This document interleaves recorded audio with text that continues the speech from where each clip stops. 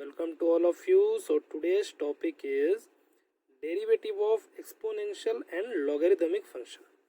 So ये topic है हमारे CBSE क्लास 12 5.4.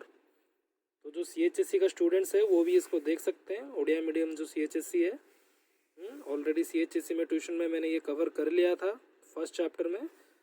तो आज मैं CBSE के लिए ये कवर कर रहा हूँ जो CBSE के स्टूडेंट्स है. तो derivative of exponential and logarithmic function. Okay, तो डेरिवेटिव जानने से पहले कि एक्सपोनेंशियल फंक्शन और लॉगरिदमिक फंक्शन की डेरिवेटिव क्या होता है, कैसे हम इसको डिफरेंशिएट करते हैं, ठीक है. Before you know that you have to know about the function. Which function? First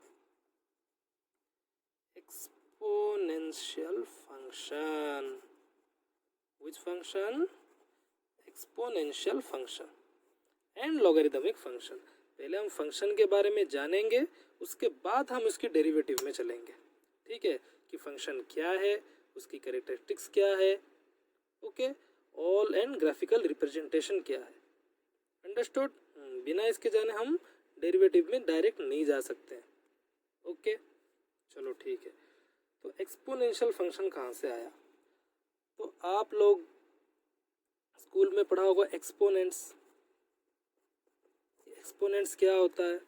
जैसे कि मैं लिखूंगा 2 to the power 3, 4 to the power 5, 2 to the power 6, 2 to the power 7, any number. Okay, minus 3 to the power 2. These all are exponents. These all are exponents form of a number. किसी भी number का exponents form यही है, ठीक है, जिसमें क्या होता है, एक बेस रहता है और एक पावर रहता है. तो हम अगर किसी भी नंबर को इन टर्म्स ऑफ पावर लिखेंगे तो इसको क्या बोलते हैं? एक्सपोनेंट्स बोलते हैं. क्या बोलते हैं? एक्सपोनेंट्स. जैसे कि 2 to the power 3, 2 to the power 6, इसमें भी बेस क्या है? 2 एंड पावर क्या है? 6. So these all are exponents, ठीक है. इसी एक्सपोनेंट्स थ्योरी को लेके हमारा एक्सपोनेंशियल फंक्शन आया है. कौन सा फंक्शन आया है? Exponential function. तो थोड़ा सा डिफरेंट है. तो एक्सपोनेंशियल फंक्शन क्या है? y इज इक्वल टू, और I can write y is equal to a to the power x, or I can write f of x. What? f of x is equal to a to the power x. This is the general form of exponential function. This is the general form of which function? Exponential function. ये एक exponential function की general form है जिसमें a एक base है और x एक power है.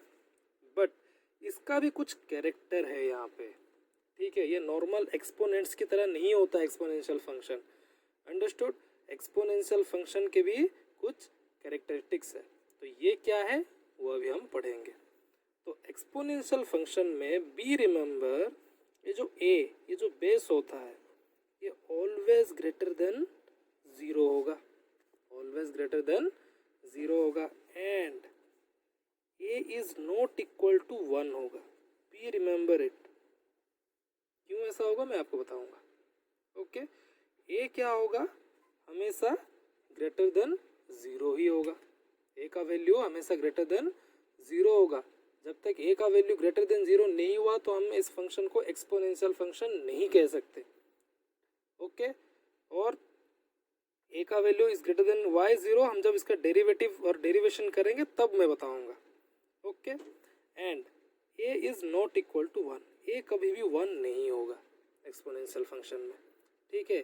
क्यों नहीं होगा? चलो ये देखते हैं. अगर मैं 1 to the power x लिखता हूँ तो क्या होगा? अगर 1 की पावर कुछ भी हो जाए वो 1 ही होता है ना. 1 to the power x हो, 1 to the power 100 हो, 1 to the power 200 हो, वैल्यू फाइनली कितना आएगा? 1 ही आएगा. तो 1 एक एक्सपोनेंशियल फंक्शन हुआ क्या? ये एक्सपोनेंट की फॉर्म में रह रहा है, ठीक है. ये तो एक कांस्टेंट फंक्शन हो गया. y इज इक्वल टू, अगर मैं क्या आ गया आपका 1 आ गया तो एक कांस्टेंट फंक्शन हो गया ना. It is not considered as exponential function, ठीक है. इसलिए a का वैल्यू कभी भी 1 नहीं होगा. 1 को छोड़ के कुछ भी हो सकता है but greater than zero means जैसे कि मैं बता सकता हूँ 2 to the power x y is equal to 2 to the power x, ये भी एक एक्सपोनेंशियल फंक्शन है। 3 टू द पावर x ये भी एक एक्सपोनेंशियल फंक्शन है।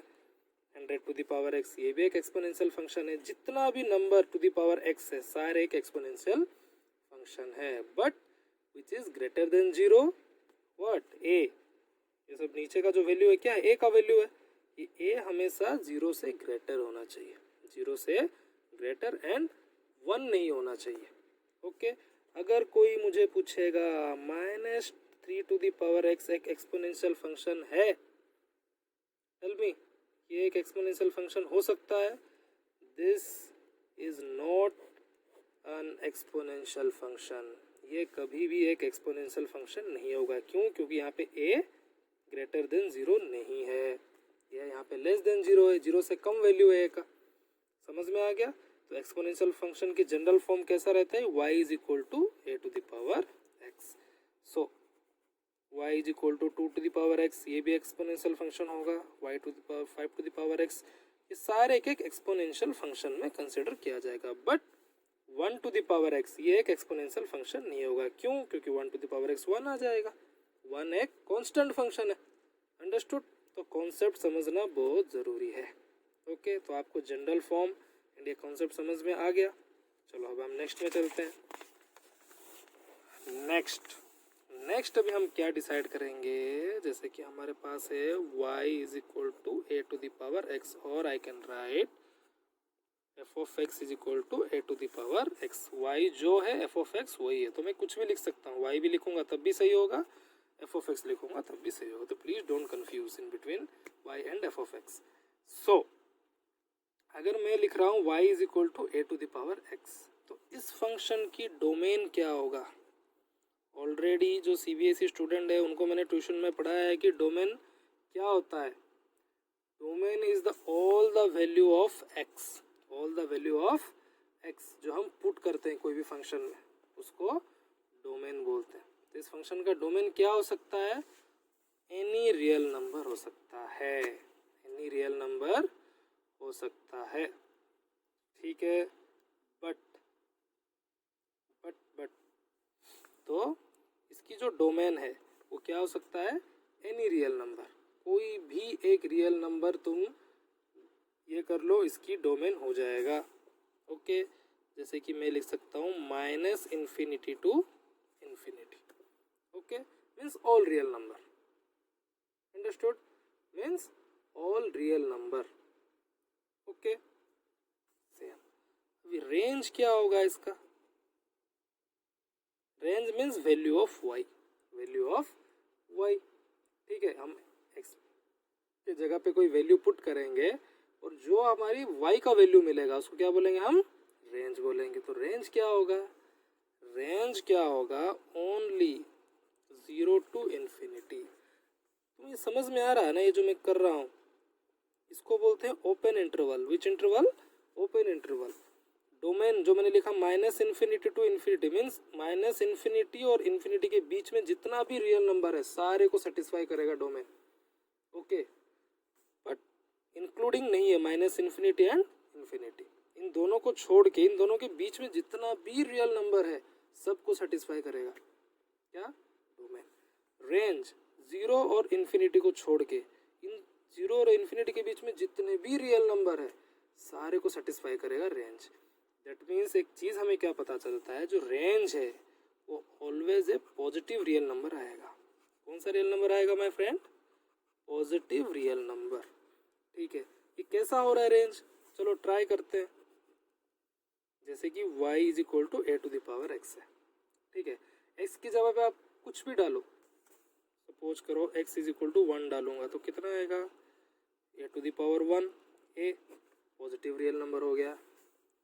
चलो मैं क्या करता हूँ x की पावर 2 डालता हूँ, सॉरी -2 डाल देता हूँ। क्यों 2 डालूंगा? y इज इक्वल टू फिर क्या होगा? a टू द पावर -2 होगा, x की जगह -2, a to the power -2 means 1/a²। तो 1/a² भी एक कौन सा नंबर हो गया?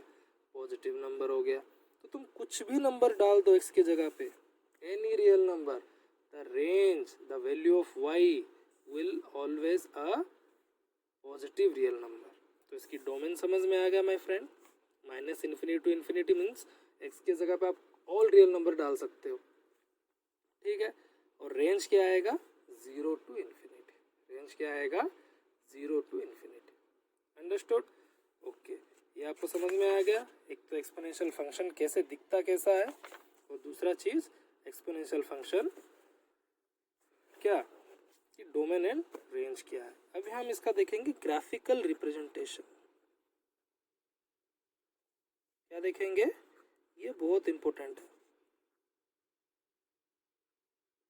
ग्राफिकल रिप्रेजेंटेशन से कोई भी फंक्शन की हर कोई कैरेक्टर हम एनालिसिस कर सकते हैं। जैसे फॉर एग्जांपल मैं यहाँ पे उसकी ग्राफ बना रहा हूँ, हाँ? तो ये जैसे कि ये किसका ग्राफ हो गया, y is equal to a to the power x means curve. It's just like a type of curve. Okay, ये तुम्हारा किसका हो गया, y is equal to a to the power x का ग्राफ, ठीक है। तो मैं कुछ भी अगर डालूं a का वैल्यू जो सेटिस्फाई करता है 2 to the power x और y I can write 3 to the power x, जितना भी एक्सपोनेंशियल फंक्शन है उनका ग्राफ इस टाइप का ही रहेगा। Okay, like the straight here, not the straight but like here to here. This is the graph of exponential function. इस graph से हम क्या क्या एनालिसिस कर सकते हैं। देखो, एक एक्सपोनेंशियल फंक्शन एक कंटिन्यूस फंक्शन हो सकता है कि नहीं हो सकता है। हमने कंटिन्यूटी पढ़ा है, LHL, RHL, limiting value, functional value सारे पढ़ा है। तो ग्राफ देख के आप बता सकते हो ये कंटिन्यूस फंक्शन है कि नहीं। देखो, इस फंक्शन की ग्राफ में कहीं पे भी ब्रेकेज है, डिसकंटिन्यू पॉइंट है, देखो कंटिन्यू जा रहा है, कहीं पे भी ब्रेक नहीं है। So it's a continuous function. Which function, continuous function. देखो, एक्सपोनेंशियल फंक्शन के बारे में पहले हमें पूरा क्या नॉलेज गेन करना है, ये क्या क्या होता क्या क्या एक्सपोनेंशियल फंक्शन में, देन ओनली हम इसको डिफरेंशिएट कर सकते हैं, ठीक है। बट ये क्या है, एक कंटिन्यूअस फंक्शन है। ओके, कौन सा फंक्शन है, कंटिन्यूअस, क्योंकि किसी भी जगह पे यहाँ पे कोई भी ब्रेकेज नहीं हो रहा है, मतलब ग्राफ किसी भी जगह पे टूट नहीं रहा है, मतलब कहीं पे ब्रेक नहीं मिल रहा है उसको। देखो कंटिन्यू जा रहा है, ओके, कंटिन्यू इसकी चली हुई है। अंडरस्टूड? ओके, तो ये हो गया कंटिन्यूअस फंक्शन। ये क्या हो गया, ए टू द पावर एक्स एक कंटिन्यूअस फंक्शन हो गया। नेक्स्ट हम क्या देखेंगे, अभी हम देखेंगे कि ये जो हमारी एक्सपोनेंशियल फंक्शन है, ठीक है, कौन कौन सी टर्म एक एक्सपोनेंशियल फंक्शन नहीं हो सकता है, ये सबसे इम्पोर्टेंट है। ओके, तुमने ग्राफिकल रिप्रेजेंटेशन देख लिया, डोमेन रेंज देख लिया, ठीक है, और इसकी जनरल फॉर्म देख लिया। अगर मैं आपको ये लिख रहा हूँ y is equal to 2 to the power x, ये एक एक्सपोनेंशियल फंक्शन हो जाएगा। अगर मैं लिख रहा हूँ y is equal to 5 to the power x, ये एक एक्सपोनेंशियल फंक्शन हो जाएगा। जैसे मैंने बोला था y is equal to -5 to the power x, ये एक एक्सपोनेंशियल फंक्शन होगा। It never be a exponential function, ये कभी भी एक एक्सपोनेंशियल फंक्शन नहीं होगा। क्यों, मैंने बोला है एक्सपोनेंशियल फंक्शन होने के लिए जो a, ये जो नीचे का वैल्यू है, हमेशा greater than 0 and not equal to 1 होना चाहिए, then only it can be considered as a exponential function. Okay, very good. और क्या क्या नहीं हो सकता है, ठीक है, ये थोड़ा डिस्कस करते हैं। अगर मैं ऐसे लिखूं 0 to the power 0, ये एक एक्सपोनेंशियल फंक्शन होगा, बोलो। तो पहली बात तो ये जो है ग्रेटर देन 0 है नहीं, और इतना याद रखना, अगर 0 to the power 0 हो गया, ये एक अनडिफाइन हो गया। क्या हो गया, अनडिफाइंड, ये कभी भी एक एक्सपोनेंशियल फंक्शन हो ही नहीं सकता। तो 0 to the power 0 कभी भी एक डिफाइन है ही नहीं। ओके, नेक्स्ट अगर मैं लिखूं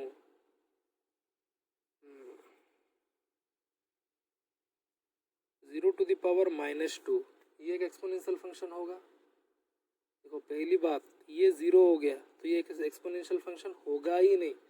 okay, next 0 to the power -2 को मैं क्या लिख सकता हूँ, 1/0 to the power 2, और फाइनली 1/0। 1/0 मीन्स क्या है यार, ये तो अनडिफाइंड है, ये क्या है, नीचे जीरो आ गया किसी भी नंबर के नीचे, दैट मीन्स वो अनडिफाइंड है, वो कहाँ से फंक्शन होगा, ये तो अनडिफाइंड हो गया। ठीक है, तो समझ में आ रहा है। तो क्या क्या चीज़ एक एक्सपोनेंशियल फंक्शन नहीं हो सकता, थोड़ा थोड़ा इसके बारे में समझ में आ रहा है। तो ये आपका हो गया एक्सपोनेंशियल फंक्शन, जिसमें कि आपको क्या जानना है, जनरल फॉर्म कैसे होता है, कौन कौन से चीज़ एक्सपोनेंशियल फंक्शन हो सकता है, उसकी डोमेन एंड रेंज क्या होना चाहिए, ग्राफिकल रिप्रेजेंटेशन क्या होना चाहिए। ठीक है, this is very important for all the student like your CBSE and CHSC। Understood? ये रहा हमारी एक्सपोनेंशियल फंक्शन। अब हम क्या स्टार्ट करेंगे, लॉगरिदम फंक्शन। ठीक है, पहले हम exponential function and logarithm function के बारे में जानेंगे, उसके बाद हम उसको डिफरेंशिएशन करेंगे। ठीक है, मतलब डेरिवेटिव निकालेंगे। तो अब आ गया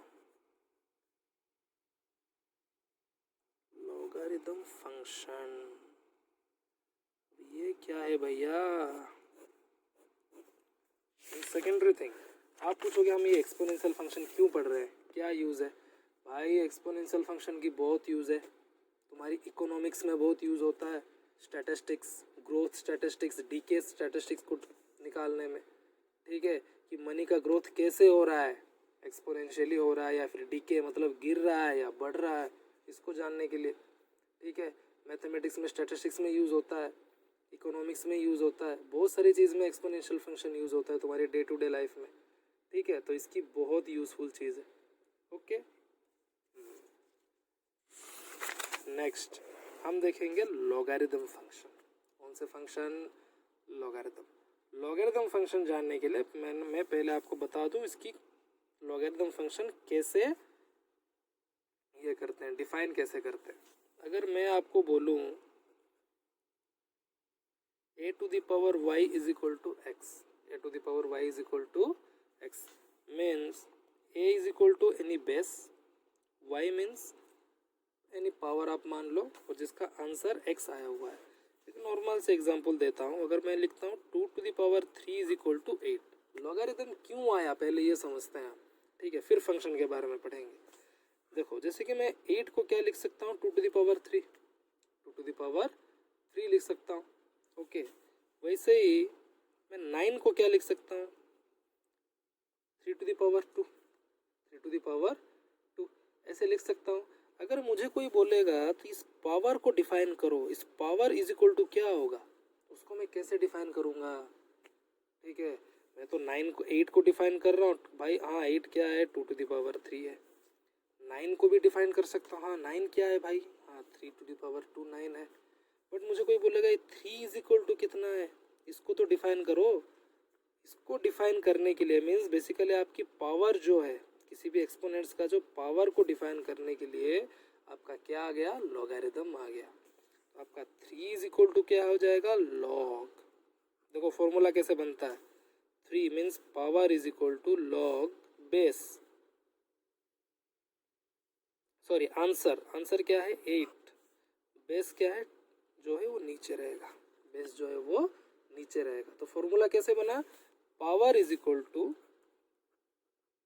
जो पावर था वो इज इक्वल टू लॉग, जो आंसर आया हुआ है, आंसर 8 आया हुआ है, तो यहाँ पे आंसर इज इक्वल नीचे बेस, जो बेस है वो नीचे रहेगा। ठीक है, जो इधर 2 बेस है वो हमेशा कहाँ रहेगा, नीचे। सेम, तो मैं क्या लिख सकता हूँ, 2 is equal to second question में लॉग, आंसर क्या आया हुआ है 9, बेस क्या है नीचे 3। ओके, ये है आपकी लॉगरिदम। ओके, अब अगर मैं लॉगरिदम फंक्शन की बात करूं, जैसे इसमें भी क्या है, ये बेस है, ये पावर है, ये एक्स है, तो power is equal to means y is equal to log, answer क्या आया हुआ है एक्स, एंड बेस क्या है ये। तो ये हमारा हो गया लॉगरिदम फंक्शन, ये हमारा क्या हो गया बच्चों, लॉगरिदम फंक्शन। अंडरस्टूड? ओके, तो यहाँ मैं लिख सकता हूँ F of X is equal to also log X base A, log X base A, इसको हम बोलते हैं लॉगरिदम फंक्शन। इसकी भी डोमेन एंड रेंज के बारे में थोड़ा चर्चा कर लेते हैं। भाई इसका क्या है डोमेन, ठीक है, इसके बारे में भी जान लेते हैं थोड़ा। देखो किसी भी लॉगरिदम फंक्शन, देखो लॉगरिदम जो चैप्टर है वो बहुत बड़ा चैप्टर है, इसलिए मैंने आपको फंक्शन अभी पढ़ा रहा हूँ तो पूरे लॉगरिदम नहीं जा सकता हूँ, ठीक है। अगर जिसको लॉगरिदम नहीं आता है वो प्लीज़ कमेंट में सेक्शन में मुझे ये करे। ऑलरेडी मैं CHSE को पढ़ाया हुआ है, CBSE को भी पढ़ा दूंगा, ठीक है। तो जो डोमेन है, ठीक है, वो क्या होगा, domain means value of x. Domain होगा 0 to इन्फिनिटी, मीन्स 0 से लेके इंक्लूडिंग 0, ये हो जाता है क्लोज इंटरवल। ये जो देख रहे हो ये क्लोज इंटरवल है, मीन्स 0 से लेके इंक्लूडिंग 0, 0 भी साथ में रहेगा, इन्फिनिटी तक कोई भी वैल्यू आ सकता है, कोई भी वैल्यू आ सकता है डोमेन में, बट कोई भी नेगेटिव वैल्यू नहीं आएगा। मीन्स इस एक्स के जगह पे कोई भी नेगेटिव वैल्यू नहीं रह सकता। फॉर एग्जाम्पल मैं ऐसे लिख सकता हूँ log 2, log 3, log 4, log 0, log 1, but I can't right log -3, ये कभी भी डिफाइन नहीं होगा लॉगरिदम फंक्शन में। कभी भी एक्स का वैल्यू माइनस हो जाए ये डिफाइन हो नहीं सकता, ये होगा ही नहीं, होगा ही नहीं। Understood? So all value from 0 to infinity including 0। Range क्या आएगा इसका बच्चों? रेंज इसका हो जाएगा, इसकी डोमेन एंड रेंज आना बहुत इंपॉर्टेंट है for both logarithm and exponential function के लिए, ठीक है, वो आप लिखते रहना। रेंज होगा open interval -infinity to infinity, open interval -infinity to infinity, मतलब कोई भी माइनस से लेके प्लस तक पूरा वैल्यू आ सकता है, all real number, all real number इसका रेंज हो सकता है। मैंने मतलब -इन्फिनिटी से लेके इन्फिनिटी तक कोई भी वैल्यू आ सकता है, that means all real number, positive negative 0 all, ठीक है, उसकी रेंज। अंडरस्टूड? ओके, अभी एक्सपोनेंशियल एंड लॉगरिदम फंक्शन तो हमारा हो गया। अभी कुछ नया चीज़ के बारे में जानते हैं। जैसे कि हमारे एक्सपोनेंशियल फंक्शन में दो चीज़ है, एक कॉमन एक्सपोनेंशियल फंक्शन, एक नेचुरल एक्सपोनेंशियल फंक्शन। देखो चीज़ें कुछ नहीं है, बहुत इजी है। तो कॉमन एक्सपोनेंशियल फंक्शन का मतलब क्या होता है? अगर common exponential function that means जिसका बेस, जिस एक्सपोनेंशियल फंक्शन का ये क्या, ये बेस और ये पावर बेस 10 होता है, उसको बोलते हैं कॉमन एक्सपोनेंशियल फंक्शन। इसको क्या बोलते हैं? Common exponential function. जैसे मैंने बोला था 2 to the power x, 3 to the power x, ये सब भी एक एक्सपोनेंशियल फंक्शन है। अगर एक्सपोनेंशियल फंक्शन में अगर बेस अगर 10 आपको दिखाई दे रहा है, क्या दिखाई दे रहा है? 10, तो इसको बोलते हैं कॉमन एक्सपोनेंशियल फंक्शन। अगर किसी भी एक्सपोनेंशियल फंक्शन की बेस अगर e है, क्या है? e, तो इसको बोलते हैं नेचुरल एक्सपोनेंशियल फंक्शन। अब जानेंगे ये e क्या होता है। स्टूडेंट e मतलब क्या होता है? This is the expression. इस एक्सप्रेशन का जो वैल्यू आएगा उसको हम e नाम से जानते हैं। ओके, इसको हम क्या बोलते हैं? e टर्म से हम जानते हैं। जैसे कि 1 plus 1/1 factorial plus 1/2 factorial plus 1/3 factorial dot dot dot n term. अगर इसको हम क्या करेंगे, एक्सपेंड करेंगे ये पूरे को, तो हमें क्या वैल्यू मिलेगा? e का वैल्यू मिलेगा। जो वैल्यू हमें मिलेगा उसको हम क्या बोलते हैं? e। ओके, तो किसी भी अगर एक्सपोनेंशियल फंक्शन के अगर बेस अगर e हो तो उसको बोलते हैं नेचुरल एक्सपोनेंशियल फंक्शन। तो ये दोनों को जानना बहुत ज़रूरी है। देखो ये टर्म तुम्हें मैंने जानने के लिए बताया है कि e का मतलब क्या होता है, तो किसके किसके एक्सप्लेनेशन को e बोलते हैं। ओके, ये तुम्हारे फर्स्ट ईयर में था, ठीक है, बेसिकली। तो अभी जान लो क्या होता है, e का फॉर्मूला क्या होता है। ओके, सेम तुम्हारी लॉगरिदम में भी यही आएगा। एक आएगा कॉमन लॉगरिदम,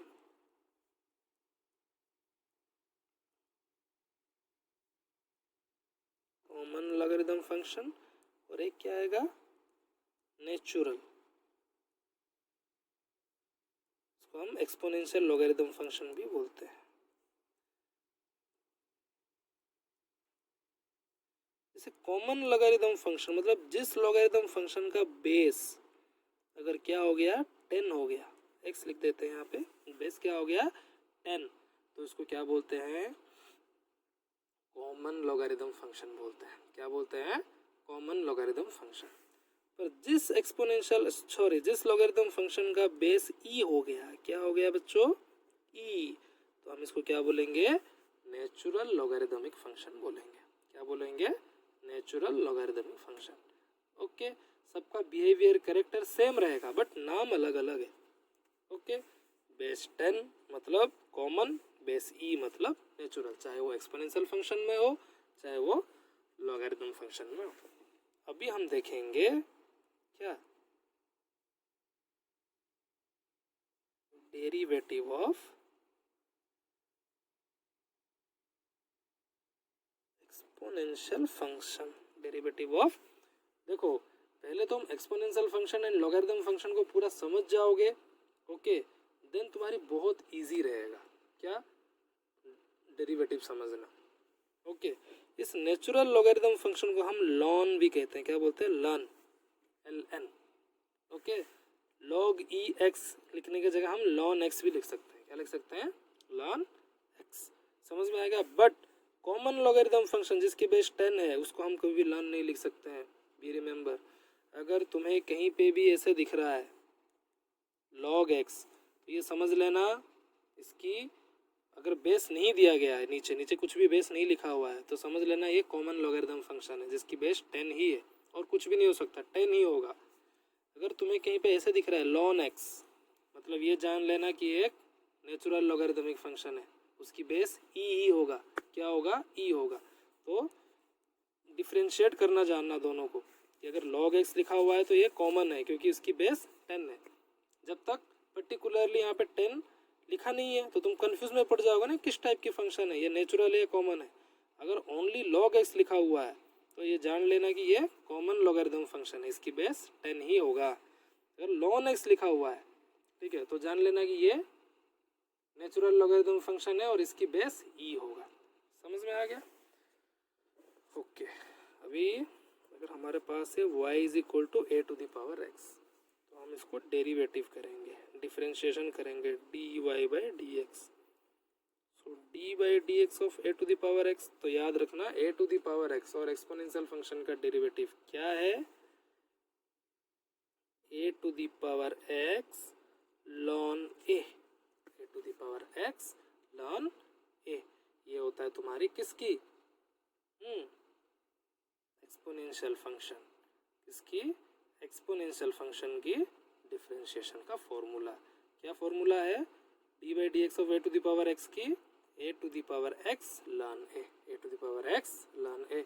ये अगर तुम फर्स्ट प्रिंसिपल ऑफ डेरिवेटिव डाल के अगर ये तुम करोगे, ठीक है, तो तुम्हें ऑटोमेटिक यही आंसर मिलेगा, ऑटोमेटिक ये आंसर मिलेगा। जिसको समझना है प्लीज़ कमेंट सेक्शन में मुझे मैसेज करो, मैं तुम्हें फर्स्ट प्रिंसिपल ऑफ डेरिवेटिव में ये करके बता दूंगा कि ए टू द पावर एक्स का डेरिवेटिव क्यों ए टू द पावर एक्स लाने आ रहा है, ठीक है, या फिर ऐसे ही मैं बता दूंगा। ओके, समझ में आ गया। चलो कुछ और एग्जांपल देखेंगे। अगर हमारे पास है A to the power 3x, तो इसकी डेरिवेटिव क्या होगा, ये भी तो एक एक्सपोनेंशियल फंक्शन है, तो क्या होगा, D Y by D X is equal to D by D x of A to the power 3x। तो फॉर्मूला क्या है, A to the power 3x ln A to the power 3x ln A. याद रखना log ए नहीं है, lawn है, मतलब ये कौन सी लॉगरिथम है, नेचुरल लॉगरिथम है जिसकी बेस ई है। ओके, ये लॉग नहीं है तो लॉग मत लिख देना यहाँ पे, अगर लॉग लिख रहे हो तो बेस ई भी लिखना साथ में, ठीक है। तो लॉन लिखना सबसे ठीक होगा। तो A to the power 3x ln A then D by D x of, तो एंगल कितना है बच्चों यहाँ पे, 3x है, तो एंगल डेरिवेटिव भी तो निकालना पड़ेगा, 3x, तो A to the power 3x ln A into 3। So finally अगर हम आंसर देखेंगे इसका 3 to the power 3x ln A. Okay, ये है तुम्हारा एक्सपोनेंशियल फंक्शन की फॉर्मूला। ओके, और कुछ एग्जांपल देखते हैं। अगर तुम्हारे पास है y is equal to 5 to the power 2x, 5 to the power 2x, ठीक है, इसका देखेंगे क्या होगा, करो d Y by D x of 5 to the power 2x। तो ये क्या होगा 5 to the power 2x ln 5 and d by D x of, देखो एंगल क्या है इधर, यहाँ पे एंगल कहाँ पे होता है, ऊपर। एंगल डेरिवेटिव पता है ना क्या होता है, जो अंदर वाला डेरिवेटिव होता है, मैंने ऑलरेडी बता रखा है। सो 5 to the power 2x ln 5 into 2x का डेरिवेटिव क्या है 2। ओके 2x का डेरिवेटिव क्या होता है 2। अंडरस्टूड, कैसे 2 हुआ, चलो वो भी देख लेते हैं। अब ये 2x में 2 को बाहर निकालो, d by D x of कितना हो गया x। तो मैंने बार बार बताया था d by D x of x कितना है 1 होगा। तो अभी कितना हो गया 5 to the power 2x ln 5 into 2। तो 2 into 5 to the power 2x ln 5, ये हो गया आपका डेरिवेटिव, ये हो गया आपका डेरिवेटिव। Understood, okay. ये है टाइप 1, ये क्या हो गया टाइप 1। अब अगर तुम्हारे पास है y is equal to e to the power x, इसका डेरिवेटिव क्या होगा d by D x of e x. इतना याद रखना, e to the power x मतलब ये कौन सी एक्सपोनेंशियल फंक्शन हो गया, कॉमन या नेचुरल, ये नेचुरल एक्सपोनेंशियल फंक्शन है। ये कौन सा फंक्शन है, नेचुरल एक्सपोनेंशियल फंक्शन है। इसकी डेरिवेटिव हमेशा क्या होगा, वही होगा। मतलब e to the power x का derivative e to the power x ही होगा। ओके, तुम्हारे मन में ये आएगा, एक सवाल आएगा e to the power x ln e क्यों नहीं हुआ। चलो सही बात है, होना चाहिए e to the power x ln e। Okay, अब मैं इसको क्या लिख सकता हूँ, e to the power x ln e मतलब क्या है, इसका बेस भी क्या रहेगा e रहेगा, बेस भी क्या रहेगा e। तो लॉगरिथम में हमें एक चीज़ पता है, नहीं पता है तो सुन लो।